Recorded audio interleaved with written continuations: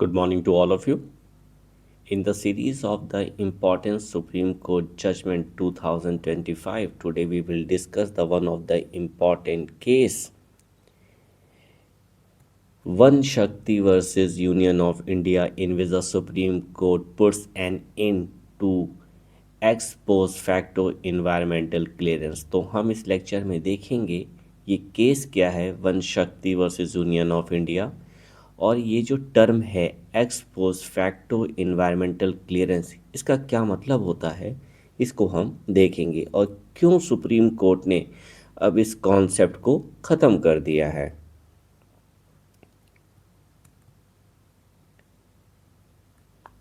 X post facto environmental clearance, या आप कहिए रिट्रोरिस्पेक्टिव इन्वायरमेंटल क्लियरेंस।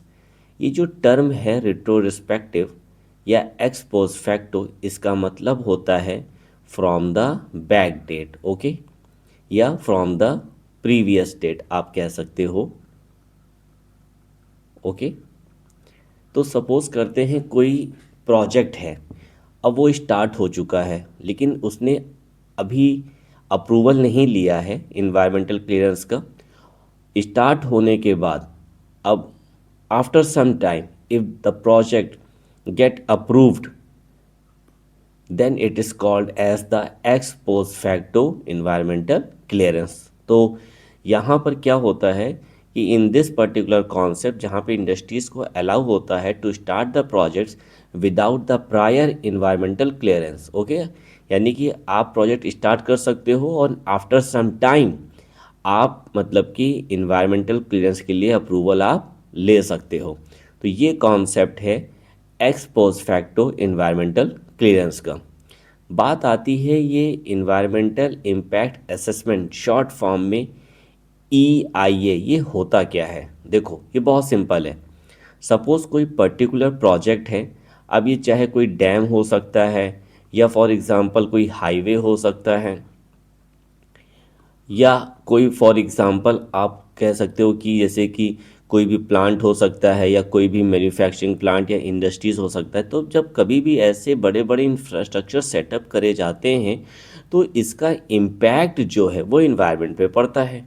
तो इसी को एनालाइज करने के लिए, इसी को मतलब इम्पैक्ट देखने के लिए, इसको स्टडी करने के लिए यहाँ पर इन्वायरमेंटल इम्पैक्ट असेसमेंट रिपोर्ट तैयार करी जाती है, ताकि इससे ये देखा जा सके, इससे ये स्टडी किया जा सके कि जो पर्टिकुलर प्रोजेक्ट है उसका इन्वायरमेंट पे क्या इम्पैक्ट होगा, क्या कॉन्सिक्वेंसेस होंगे, ये सारा स्टडी किया जा सके, ओके, ताकि इनिशियल स्टेज पे उस मेजर को लिया जा सके, ताकि इसके जो नेगेटिव कॉन्सिक्वेंसेस हैं या इम्पैक्ट है इसको रिड्यूस करा जा सके, इसको कम करा जा सके। इन्वायरमेंटल इम्पैक्ट असेसमेंट जो नोटिफिकेशन है 2006, it is issued under the environmental protection act 1986। यहाँ पर बाद में क्या हुआ था, इन 2017 ministry of environment forest and climate change ने कुछ नए इनिशिएटिव्स लिए थे, जहाँ पर वन टाइम 6 मंथ का एक मतलब कि विंडो, मतलब कि एक तरीके से ओपन किया गया था for the violators to apply for the environmental clearance post facto, यानी कि एक तरीके से MST विंडो ओपन करा गया था, जहाँ पे बाद में इन्वायरमेंटल क्लियरेंस यानी अप्रूवल लिया जा सकता था। It will cover the industries that have the commenced operation or change the scope within the prior approval, and it also said that the appraisal was centralized, violation were still subject to action by the state pollution control board, यानी कि यहाँ पे अगर कोई particular project है जो start हो चुका है तो वो मतलब कि अप्रूवल अब ले सकता है, हो सकता है उसने पहले ना लिया हो लेकिन बाद में इसको ले सकता है, ओके। तो ये जो नोटिफिकेशन जो ministry of environment and forest and climate change ने इशू किया था, ये इशू किया था इन 2017। तो यहाँ पर वन शक्ति जो नॉन प्रॉफिट इन्वायरमेंटल ऑर्गेनाइजेशन है, मुंबई बेस्ड, महाराष्ट्र का, इन्होंने मतलब कि मतलब कि ये जो पर्टिकुलर इनिशिएटिव जो गवर्नमेंट ने लिया था, इसको चैलेंज किया सुप्रीम कोर्ट ने। ये जो नॉन प्रॉफिट ऑर्गेनाइजेशन है, its main objective to conserve the forest, wetland, wild life corridor and different other environmental areas. तो आप ये समझ सकते हो कि ये जो ऑर्गेनाइजेशन है, ये इन्वायरमेंट को प्रोटेक्ट करने के लिए, सेफगार्ड करने के लिए ये मतलब कि काम करता है। तो इन्होंने ही मतलब कि ये इनिशिएटिव लिया है, तभी केस का नाम पड़ा वन शक्ति। ओके, तो यहाँ पर एक चीज़ और देख लेते हैं, इन्वायरमेंटल इम्पैक्ट जो असेसमेंट है, अगर हम देखें तो ये टू कैटेगरीज के होते हैं, category A and category B. Category A जो है ये नेशनल लेवल अप्रेजल है, जहाँ पर इन्वायरमेंटल क्लियरेंस लेना पड़ता है from the central government. And यहाँ पर ये जो क्लियरेंस दिया जाता है, it is based on the recommendation of the expert appraisal committee. जो कैटेगरी बी है, that is the state level appraisal, और यहाँ पे इन्वायरमेंटल क्लियरेंस लिया जाता है स्टेट में, तो स्टेट की बात होगी, यूटी एंड यूनियन टेरिटरीज में तो यूटी की बात होगी, environment impact assessment authority, and it is the decision is taken on the based on the state और UT level expert appraisal committee. तो होप अब आपको क्लियर हो गया होगा कि इन्वायरमेंटल इम्पैक्ट असेसमेंट क्या होता है, कितने तरीके के होते हैं, और कौन कौन सी मिनिस्ट्रीज़ यहाँ पर इन्वॉल्व है।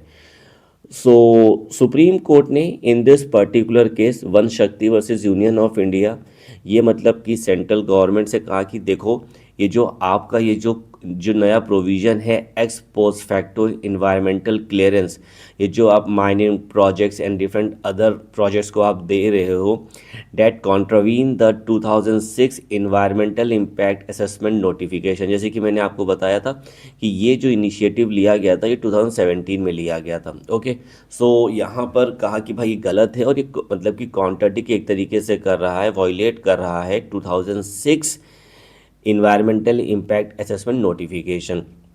यहाँ पर सुप्रीम कोर्ट ने कहा कि 2006 का नोटिफिकेशन क्लियरली कहता है कि कोई भी पर्टिकुलर जो प्रोजेक्ट है, उसको स्टार्ट करने से पहले ही मतलब कि इन्वायरमेंटल क्लियरेंस लेना चाहिए। अब ऐसा नहीं होगा कि कोई पर्टिकुलर प्रोजेक्ट स्टार्ट हो चुका है, अब आफ्टर सम टाइम आप कह रहे हो कि अब अगर इन्वायरमेंटल क्लियरेंस अगर ले लेते हैं तो ठीक है, और अगर उसको मिल भी गया तो इतने लंबे समय से जो भी मतलब कॉन्सिक्वेंसेस या जो भी इम्पैक्ट हुए हैं इन्वायरमेंट पे, वो सब ठीक होगा। तो ये ऐसा नहीं होगा, ये सही नहीं है भाई। आप पहले क्या करिए, इन्वायरमेंटल क्लियरेंस मतलब कि पहले अप्रूवल लीजिए, उसके बाद प्रोजेक्ट शुरू करा जाएगा। सुप्रीम कोर्ट ने ये भी कहा कि जो पहले की जो सुप्रीम कोर्ट के जजमेंट, जैसे कि कॉमन कॉज है, ठीक है, एलेम्बिक फार्मा केस में भी, यानी कि इस पर्टिकुलर कॉन्सेप्ट को मतलब कि डिसअप्रूव किया गया था, तो अब नहीं इसको अप्रूव किया जा सकता। तो यहाँ पर भी जो पास्ट के जो जजमेंट्स हैं, ठीक है, तो इसको भी कंसीडर यहाँ पर करा गया है। सुप्रीम कोर्ट ने कहा कि ये जो नोटिफिकेशन है issued by the centre, it it were illegal and arbitrary and it violate the article 14 also and article number 21। आपने अक्सर ये गौर किया होगा कि आर्टिकल 14 है, आर्टिकल 21 है, इवन द आर्टिकल 19 ऑल्सो, ये बहुत इंपॉर्टेंट आर्टिकल्स हैं। तो इसको बहुत बार इंटरप्रिटेट करके सुप्रीम कोर्ट ने बहुत सारे जजमेंट्स दिए हैं, और रिसेंटली ऐसे कि in this particular case also, यहाँ सुप्रीम कोर्ट ने कहा कि अगर ऐसा कुछ नोटिफिकेशन जो आपने इशू किया है, तो ये भाई इलीगल है और आर्बिट्रेरी है, it violate the article 14 and article 21। और सेंटर से कहा है कि भाई अब आप ये फर्दर ये जो आप इशू नहीं करोगे any such retrospective clearance mechanism in the future. तो ठीक है, अब आगे से ये सब नहीं होगा, इसको आपको बंद करना होगा।